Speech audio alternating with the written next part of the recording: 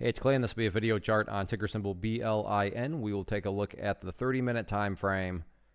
Real quick, what do I mean by 30-minute in case maybe you're new to charts? Instead of each one of these candlesticks here representing 1 day's worth of price action, which is what you would normally see, each one represents 30 minutes. So while this here may look like several days worth of time, it's actually today's price action broken down into 30-minute time slices.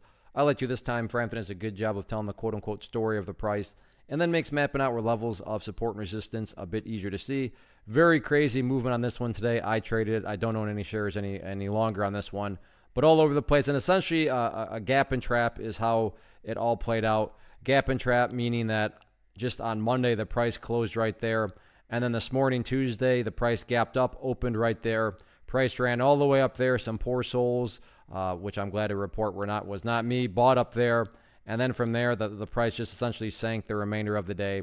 So I'm not going to take it off my radar, though, just because even after yesterday's price movement, things were looking pretty sketchy. But then today, the price totally came back to life. So who knows? Maybe the party's over, but you just never know. Regardless, though, I do want to get a couple areas of support mapped out. And the first level that I'll be keeping an eye on is going to be this purple line right here, which on my chart is denoting the famous 50-period simple moving average. Even if you have a very basic understanding of charts, I'm sure you've heard of the 50-period and you know that when the price is up above it, ideally speaking, yeah, you do want to see the price stay up above it. But definitely in this situation, why is that the case? Well, let's just say, and I'm not saying this is what's going to occur, but if the price were to come down here to that purple line and then just break to the downside and continue on down, at that point in time, from a very literal perspective, that would literally be putting the price right back inside of this area of the chart that it broke out from today.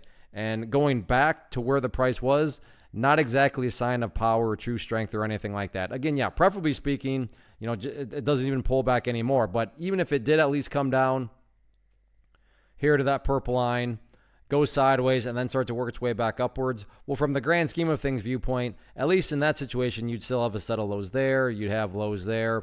You'd have some lows down there, and if you envision those as stair steps, well, there you go. You would still have overall stair steps progressing in the upward direction. Keep in mind, though, there is a lot of perspective that goes into this. I realize that if you're some sort of day trader and you bought right there and you wanted to sell within 7 minutes, then yeah, you definitely don't care about these stair steps that I'm talking about. So these comments are definitely being made more towards, you know, the grand scheme of things viewpoint. But as of right now, you know, if you were to shove me into a corner and say, look, listen, summarize this, the terminology I would use is gap and trap.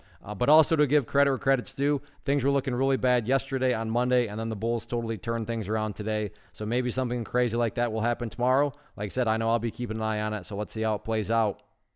One of the biggest questions that I get is, hey Clay, how do you find the stocks that you trade? So what I've done is put together a free resource guide where I talk about the tools that I use to locate stocks that I find interesting and think may have potential. So if that sounds like something that could add value to you as a trader, then click on the image that is up on the screen right now and I will email you the guide. The guide itself is very short and to the point, and best part, it's completely free.